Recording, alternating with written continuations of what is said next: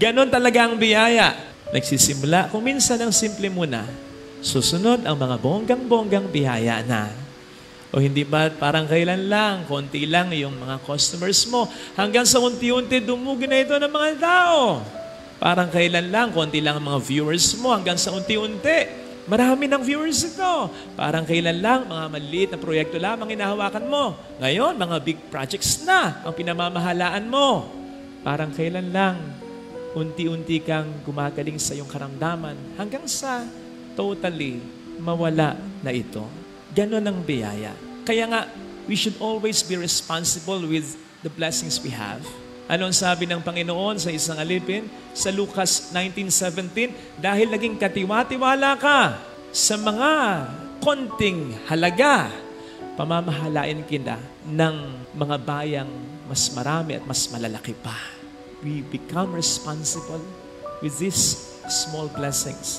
Sapagat yun ang unti-unting maglilid sa atin sa mga best blessings na inilalaan ng Panginoon sa buhay natin.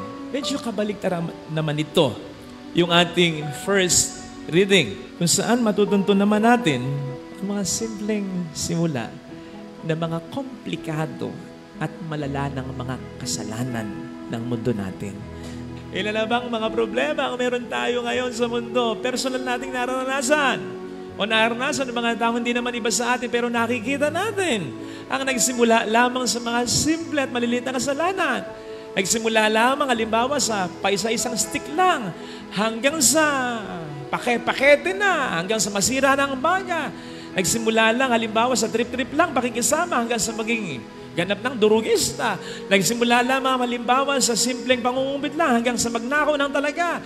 Nagsimula lang halimbawa sa simpleng pakikibakas lang hanggang sa maging sugalero na. Yan yung sinasabi ng isang awit, nagsimula sa patikim-tikim, bisyo'y nagsimulang lumalim, kaya ngayon kahirap tanggalin. Ayun. Kaya malaki yung sense ng sinasabi ni St. Paul sa Ephesians 4:27. Do not give the devil a chance to work on you. Huwag niyong bibigyan ng chance na yan. Do not give him a foothold. Sapagkat pag binigyan mo ng opening yan, nako, abusuhin na niya yan.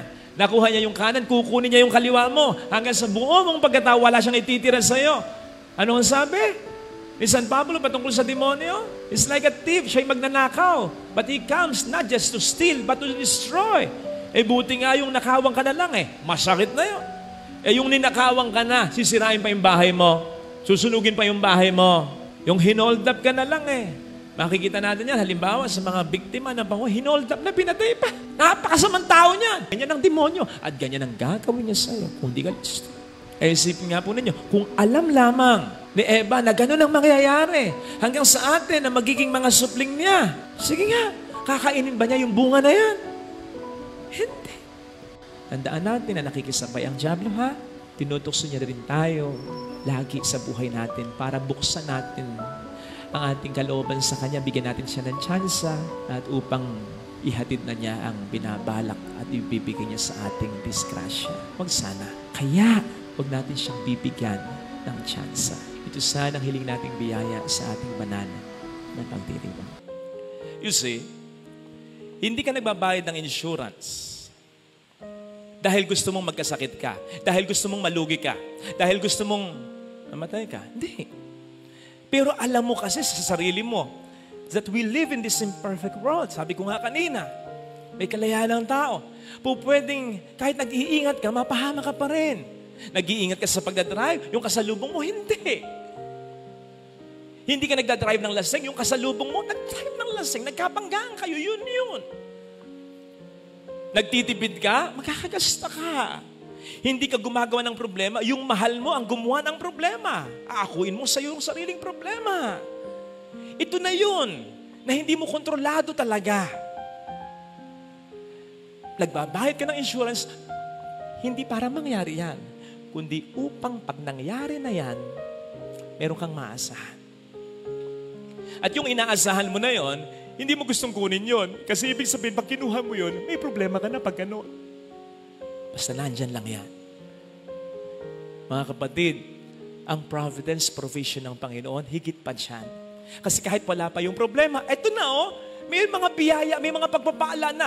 Pero oras na nagkaroon ng problema, doon niya ibibigay ang mas dagdag, mas ibayong grasya. Na yung mga bagay na meron tayo, na yung mga tao sa buhay natin, mas pag-iigtingin pa niya ang mga yan. Mas magkakaroon ng isip, yung mga mahal mo, mas magkakaroon ng pagkakaisa sa pamilya niyo, mas tatatag ang pananampalataya, mas makikita mo yung mga inipon mo, ito, aasahan mo na. Yung mga bagay na hindi mo napapansin dati, mapapansin mo sapagkat ito ay malaking tulong ngayon sa problemang kinakarap, etc., etc. Higit pa yan, meron pa siyang idadagdag na mga biyaya upang iyong makaya. Hindi nga ba't sa insurance, yung matatanggap mong benepisyo, depende lang din sa binigay mo. Di ba? Pero hindi ganun ang sinasabi sa Ebanghelyo. Sa kakaunting isda at sebadang tinapay, ang ibinigay ng Panginoon ay sobra-sobra. Hindi lang ayon sa pangailangan mo, kundi higit pa ang matatanggap mo. Kaya sana, mga kapatid, huwag tayong mapagod sa pagdarasal. Patuloy tayong mag-ingat na makaiwas tayo sa mga problema. Pero sa oras na mangyari, tandaan mo itong napag-usapan natin ngayon. Kakayanin mo. Kasi may grasyang magmumula sa Panginoon at sa Diyos na kahit wala pa yung problema, ay binibigay mo na ang buhay mo. Ito sana ang hilingin nating biyaya sa banal na misang ito. Gustong-gusto ko yung napanood kong isang sipi sa speech ni Gwyneth Marie Vasquez ng Ateneo de Davao, isang valedictorian sa kanyang speech, na ikwento niya kasi na sa lahat ng mga nag-congratulate sa kanya, may isang nag-congratulate sa kanya na nahirapan siyang replyan talaga. Ito'y si Weweng, grade 12 student na nakilala niya sa isang liblib na lugar sa Davao. Nung siya'y mag-exposure ng 2 buwan, naging close siya sa batang yan. Ang sabi daw kasi sa kanya ay, sobrang nakaka-inspire ka, ate. Sana balang araw, matulad din ako sa'yo. Pero kahit hindi na valedictorian, ang mahalaga, makapagtapos ako. Alam niyo yung reply niya kay Weweng? Ganito, nothing is impossible, Weng. Basta magsikap ka lang at mag-focus ka lang sa kung ano ang gusto mong makamtan. Nandito lang ako, magsusuporta sa'yo. Kung bakit nahirapan siyang mag-reply ng una, at kung bakit kahit nakapag-reply na siya ay nahihirapan pa rin siya sa mga salitang binitawan niya. Bakit? Kasi ang sabi niya, Weng, magsikap lang. Ang sabi niya, Weng, mag-focus lang. Maabot mo yung pangarap mo. Alam ni Gwyneth, magsikap man ang magsikap si Weweng. Siyempre, pinagpe-pray niya, maabot ni Weweng ang pangarap niya. Pero alam ni Gwyneth, kumpara sa kanya, mas mahihirapan si Weweng talaga. Kasi siya, okay ang kanyang pamilya. I mean, may magandang kita ang mga magulang niya, natutustusan siya. Hindi niya pinoproblema yung matrikula niya.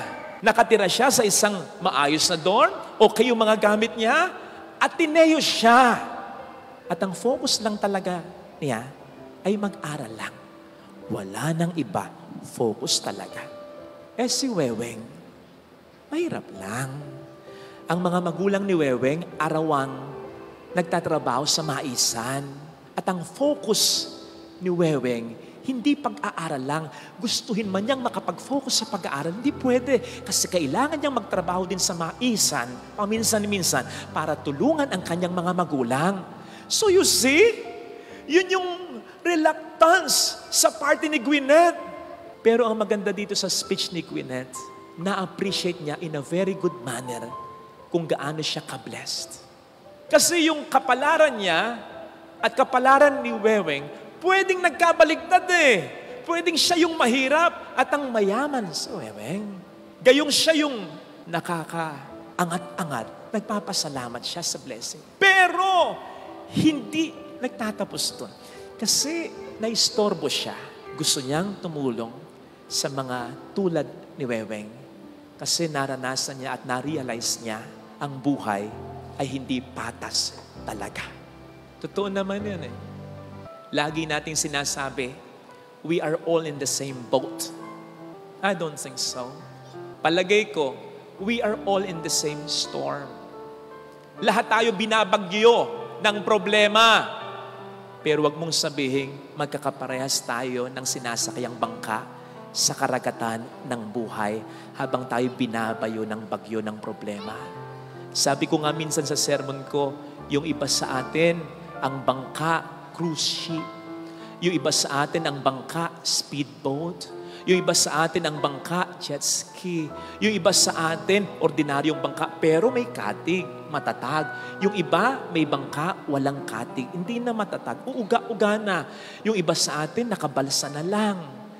Yung iba sa atin, naka-styrofoam na lang, lulutang-lutang na lang, konti na lang, lulubog na. Kaya wag nating sabihin, we are all in the same boat. Sabi ko nga kahapon, umuulan.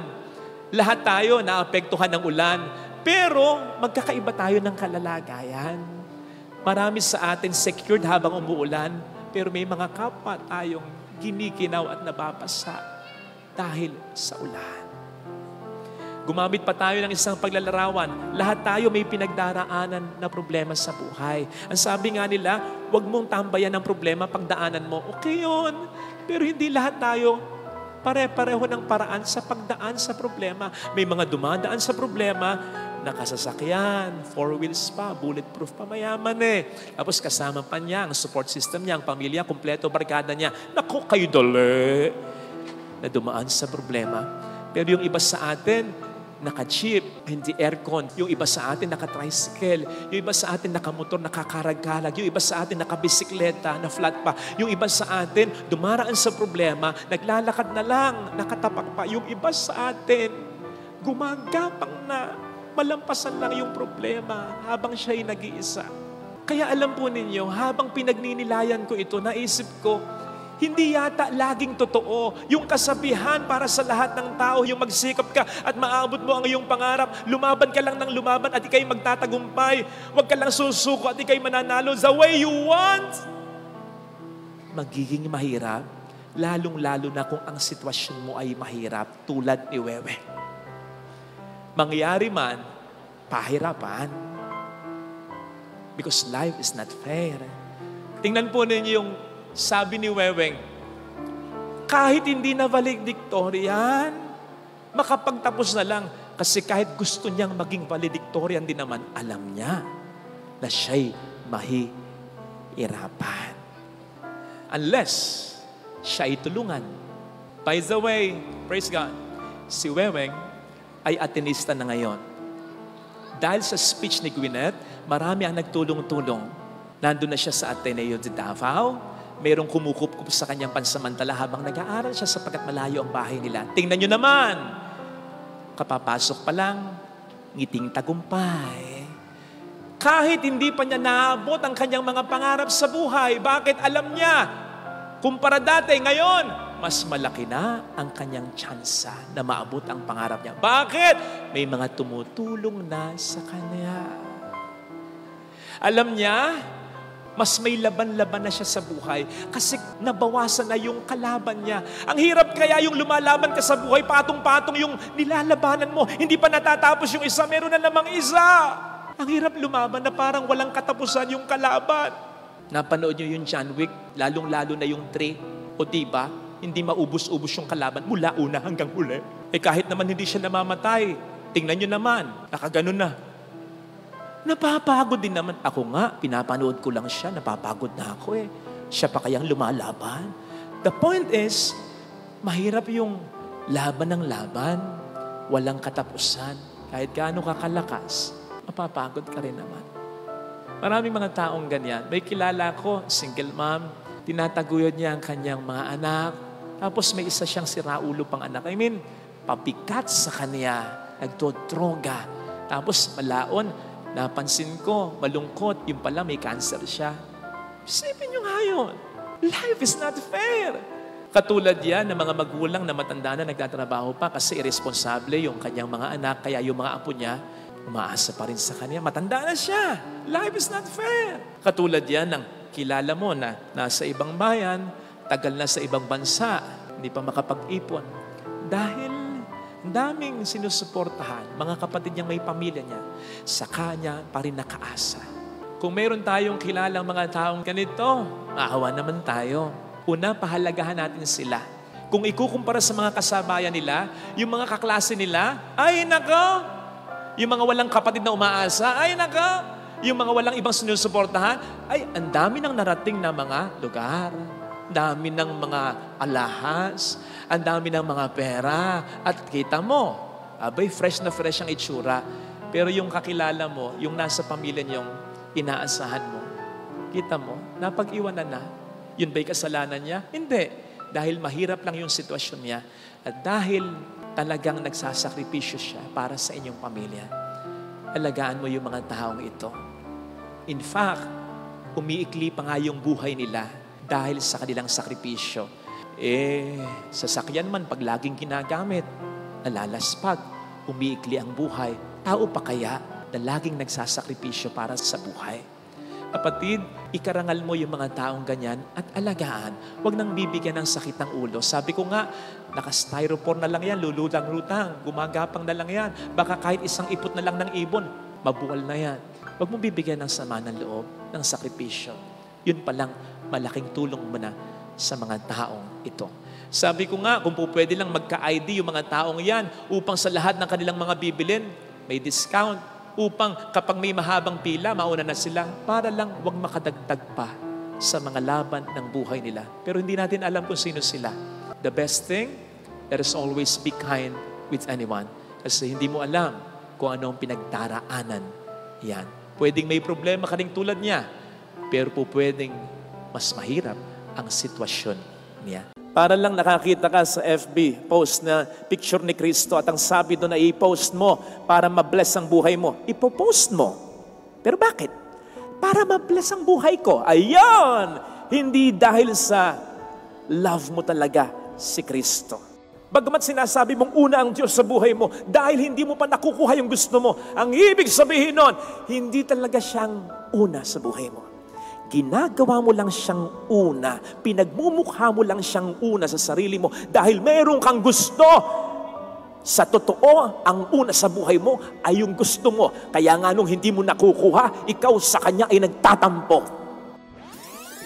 Alam natin ang nagagawa ng reward o gantimpala. Dahil sa reward o gantimpala, nahihikayat tayong gawin ang isang bagay kahit ayaw natin, kahit pamahirap para sa atin.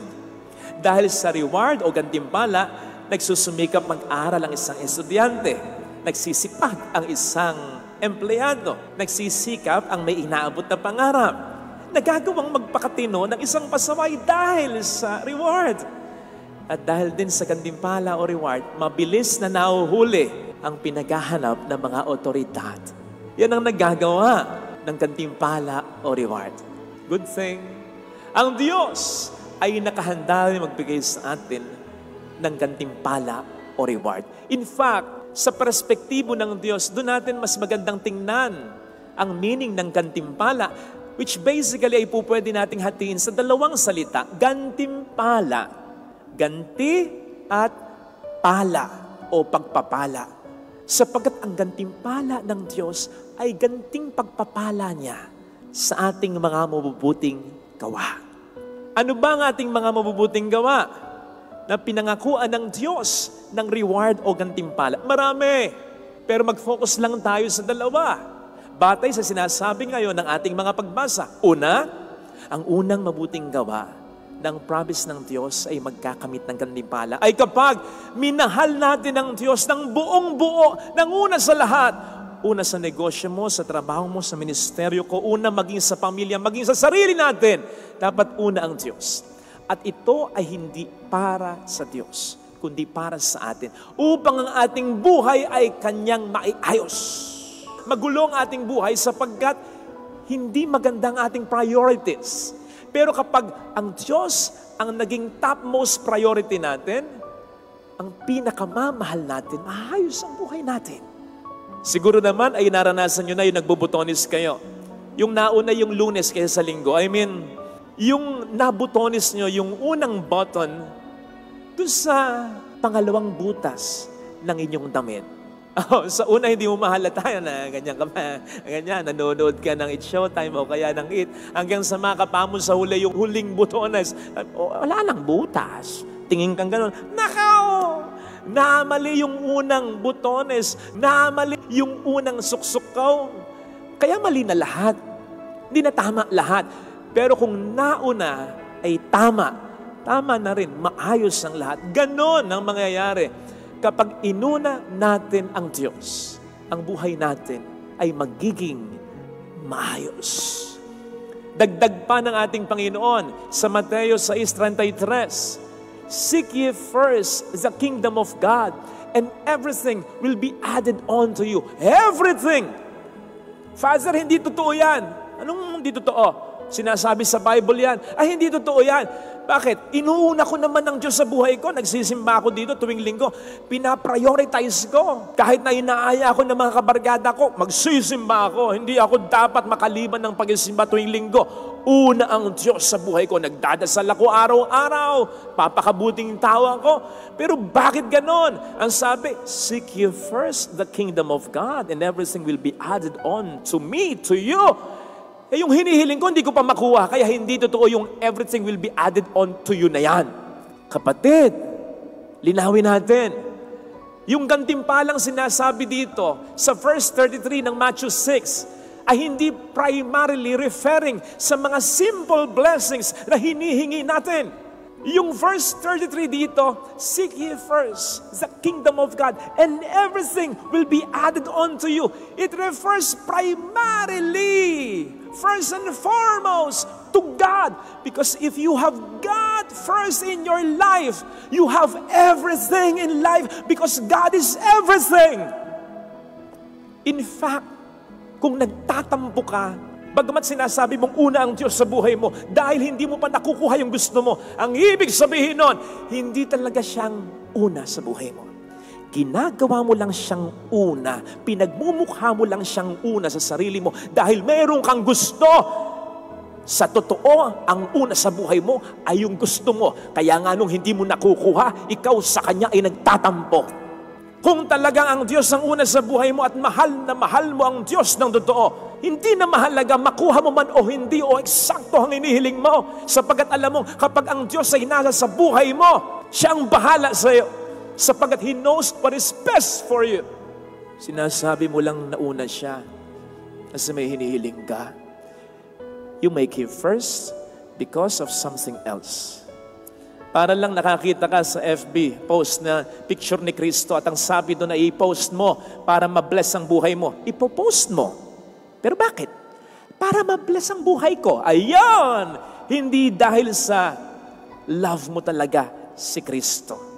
Ma-bless man o hindi ang buhay mo sa paraan mo, sa standard mo. Sapagkat alam mo, kapag ang Diyos ay nasa sa puso mo, bless kang sigurado. He knows what is best for you. Hindi man sa eksaktong iniisip mo at hinihiling mo.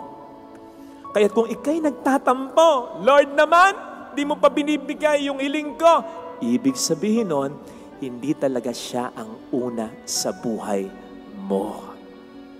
Magtataka ka pa kung bakit hindi mo talaga makuha yung gusto mo? Eh hindi nga siyang inuuna mo? Yung sabi nga ng isang bakla sa kanyang nobyo, kuno, mahal mo ba talaga ako? O dahil mahal na lang yung mga naibigay ko sa'yo? Ikaw man, ayaw mo magbigay ng magbigay para lang mahalin ka. Ganon din ng Diyos. Hindi naman pwedeng magbigay siya na magbigay ng blessing para lang ating mahalin. Hindi naman ganon kababa ang Diyos. Seek ye first. Unahin mo talaga siya at makikita mo ang pagpapala na ibibigay niya. Yun yung una. Ang pangalawang mabuting gawa na pinangakuan ng Diyos ng gantimpala o reward ay ang pahalagahan natin ang mga lingkod niya. Sa ating unang pagbasa ay narinig natin kung paanong pinahalagahan ng mag-asawa ang dayuhang si Eliseo. Ang ginawa nila kay Eliseo, hindi lang pinakain, pinatuloy sa bahay, binigyan ng sariling kwarto, estima, entertain, to the max. At bakit? Sapagkat ayon sa mag-asawa, lingkod ng Diyos si Eliseo. Parang kayo. Kayo ba bibigyan nyo kami ng importansya, kaming mga pari ninyo, kung hindi kami lingkod ng Diyos? Kailan ba ako pumunta sa isang restaurant? Nakaw, halos lahat kakilala ko, pati sa crew. Mantakin po ninyo bago ako makakain. Lahat nagpa-picture. Sabi ko, para hindi magulo, ako na lang. By table, pupunta ako. Ay talagang yung fast food chain, parang naging birthday venue ko. Hindi ko naman birthday. At ang lahat, Father, anong order mo? Father! Nako, sabi ko, pag pinagbigyan ko kayong lahat, maimpatcho ko. Naranasan ko pa yung sa Starbucks, may nagduelo sa harapan ko. Duelo! Pabilisan ng bunot. Kasi ililibre ako. Hindi ko kakilala. Kilala lang ako. Muntik pang magkauntugan sa cashier. Sabi ko, para hindi kayo mag-away. O ikaw, yung dine-in sa'yo, take out sa'yo. O, diba? Joke lang yun. Joke lang. Hindi ako nagpalibre sa dalawa. Anyway, gagawin nyo ba yon? Kung hindi ako si Father Fidel? I don't think so. Sabi ko nga, ang mga pare, lalo na dito sa Pilipinas, hindi mamamatay sa gutom. Sa impatyo, may mamamatay. Dahil, Father ito, Father ganito. Ay, nako. Bakit kayo ganito sa amin? Kasi naniniwala kayo na kapag mabait kayo sa pare, magiging mabait sa inyo ang Diyos. Pag pinaglingkuran nyo, ang sabihin, pinahalagahan yung pare na lingkod ng Diyos, gagantihan din kayo ng Diyos. Yun ang makikita natin sa ating unang pagbasa. At sa ibang mga parts sa Bible, may mga example pa niyan. Hindi na lang natin sasabihin, hahaba lang.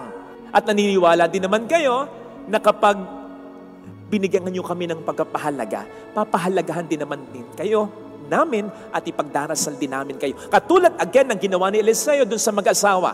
Pinagdasal niya kaya nagkaanak yung mag-asawa. At ginagawa namin yun talaga. Salamat po sa inyo. Pero ang punto ko, ang gusto kong matuon ang atensyon ninyo ay sa ibang mga lingkod ng Diyos. Hindi lang naman kami. Minsan na pag-usapan natin, hindi lang ang pare ang pastol. Ikaw, pastol ka ng asawa mo. Pastol ka ng mga anak mo. Pastol ka ng pamilya. Isang pastol, isang lingkod ng Diyos sa kanyang pamilya, yung nagtataguyod sa marangal na paraan ng kanyang pamilya, ng kanyang tahanan. Lalo pat ang tahanan natin ay ating mga mumunting simbahan. Kaya sa bawat pamilya, lalo na yung nagsasakripisyong talaga, pastol ka, lingkod ka ng iyong pamilya. Yun! Ang gusto kong mapansin po ninyo. Hindi lang kami ang mga lingkod. Yung katabi mo, baka lingkod ng Diyos yan. Sugo sa kanyang pamilya yan. Ano man ang profession yan. Doktor, nurse, lawyer, nagtatrabaho ng mabuti at marangal. And let us focus on yung sinasabi sa Ebanghelyo. Isa sa maliliit na ito, na alagad ko. Yung mahina ang kita, malitang kita. Driver, rider, plansyadora, labandera, kasambahay, construction worker. Mga kapatid, mga lingkod din ito ng Diyos na dapat pinapahalagahan din natin at ginagalang. Lalo pat madalas silang pinaka nangangailangan, suportahan at pahalagahan. Minsang nagpunta ako sa isang kakilala, baka nanonood siya. Last birthday ko, last year, binigyan niya ako ng sobre, birthday gift niya. Pasalamat ako. Kataon, may tumawag sa kanya, may nabalitaan siyang nasunugan. So sabi niya sa kanyang mga kasister, o sige, pledge ko isang kaban. Alam kong mabuting tao si ate. Hindi lang yun ang itutulong niya. But that very moment, ang pinledge niya ay isang kaban. Medyo nakonsensya naman ako kasi habang pinipisil-pisil ko yung sobrang bigay sa akin, alam kong makapal ang laman. Tapos yung ibibigay ni ate dun sa nasunugan ay isang kaban. Narinig ko yung usapan Sabi, kawawa, ganon, may mga anak, may pamilya. Sa loob-loob ko kasi, lingkod din ng Diyos yun Hindi lang ako. At sa aming dalawa, mas nangangailangan ng tulong yung kausap niya. Kaya, pagdating ko dito, nakita ko talaga yung laman ng sobre. Malaking ang halaga. Mas lalo ako na konsensya. Ginawa ko, pinalitan ko yung sobre, sinilyado ko, binalik ko sa kanya. Di naman niya makikita kung magkano yung laman. Pero kung ano yung binigay niya, ibinalik ko lang din. At sinabi ko, ate, donation para sa nasunugan. Kasi lingkod din ng Diyos yun buti pa nga ako, may natitirhan. Kahit papaano, yun nasunugan Yung asawa ng ating driver dito na si Edwin, yung nakikita nyo na nag-a-assist sa blessing. Asawa niya si Joanne, nag-tutor. Tulong silang mag-asawa sa pagtatrabaho para maitaguyod ang mga anak nila. Naku, na-aksidente! Hindi lang nabalian, nagdurog pa ang buto. 1 linggo na hanggang ngayon, nakaratay pa rin. Kailangan ng operahan. Hindi makapagpa-opera kasi kulang na kulang sila. Sa loob-loob ko lang kung sa akin nangyari yon, baka nag-una-unahan kayo. Lahat na nang pwedeng ipa-opera, ipapa-opera nyo na sa akin. Isang operahan na lang. Sa dami siguro ng tutulong, baka nga kumita pa ako. Pero lingkod din ng Diyos si Joanne. Nagtataguyod ng kanyang pamilya at mas nangangailangan siya. Bakit walang masyadong nakakapansin sa kanya? Tinutulungan nyo kami sapagkat alam ninyo ang pare ng pamilya, kawawa naman si Father, nag-iisa. Pero sana maging sensitibo rin po kayo sa pangangailangan ng mga nag-iisang nagtataguyod at hirap na ng kanilang pamilya. Lingkod din po sila ng Diyos sa kanilang mga munting simbahan at sila rin ay kailangan nating pahalagahan. Kaming mga lingkod ng Diyos tulad ng mga pare, nilalapit kayo sa Diyos. Pero sinisigurado ko kung malalaman ninyo ang partikular na istorya na pang MMK na istorya ng mga taong tinutukoy ko sa sermon ko. Isang asawa na talagang buong tiyaga, pagkatapos magtrabaho, aalagaan pa rin ang kanyang may sakit na stroke na kabiyak. Magulang na ang gabi ay ginagawang araw para maitaguyod at may pang-extra para sa anak. Mga anak na halos mapag-iwanan ng kanilang mga kasabayan, kaibigan, sapagkat bago ang kanilang sarili, inuuna muna ang mga magulang, pinag-aaral muna ang mga kapatid niya. Mga simpleng tao na hindi kilala ng mundo, pero sa kanilang mga pamilya ay mundo. Ibig sabihin, talagang ang nagpapaikot ng mundo ng kanilang pamilya ay sila, sapagkat paano na lamang ang kanilang pamilya kung wala sila. Kapag nalaman niyo ang kanilang istorya, mas mapapalapit kayo sa Diyos. Mas ma-inspire kayo. Tama na kung minsan natatouch kayo sa aming mga humilya. Pero ang humilya ng mga taong ito, hindi man nagsasalita, ay ang buhay mismo nila. Minsan iniisip ninyo, kaming mga lingkod ninyo, o lingkod ng Diyos bilang pare, diretso agad ng langit. Baka nga mauna pa sila ng langit. Tama namang ipinagdarasal namin kayo. Ako personally, yung mga tumutulong sa akin, talagang ipinagdarasal ko. But I must confess, may mga pagkakataong nakakalimutan ko yung pangalan ninyo, pati mga binigay ninyo sa dami ninyo. Pero papaano kung tulungan mo ang isa sa mga tinutukoy natin sa sermon na ito? Sila nakakaunti ang tumutulong. Sinisigurado ko sa iyo, baka ikaw lang ang ipagpasalamat nila sa Diyos tuwing na, Lord, bahala ka na sa Kanya. Ikaw na po sanang gumante sa kabutihan niya. At yun ay ipagdarasal niya mula sa kawalan niya, mula sa takot niya, mula sa kalungkutan niya, na naibsan dahil sa siya yung tinulungan. At yun ay hindi niya makakalimutan kahit ang iyong pangalan at ang iyong binigay sa oras ng kanyang matinding pangailangan. Hindi nga ba't mas masarap tulungan yung mga ganyan?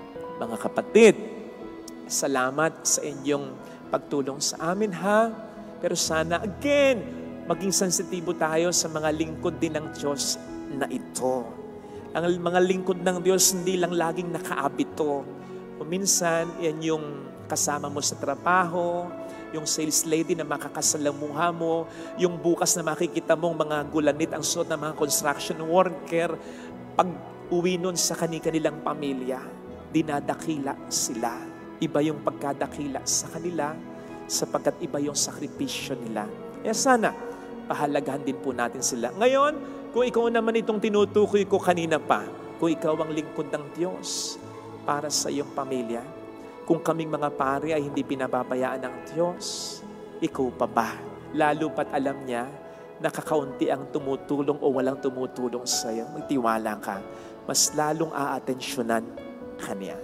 Ito sanang hilingin nating biyaya sa ating banal na misa, sapagkat ang Diyos ay kilala ang mga lingkod niya at alam ang sakripisyo nila. God won't be God if He does not know how to take good care of His business. Kung ikaw na negosyante, inaalagaan mo yung mga nagtatrabaho sa iyo, ang Diyos pa ba?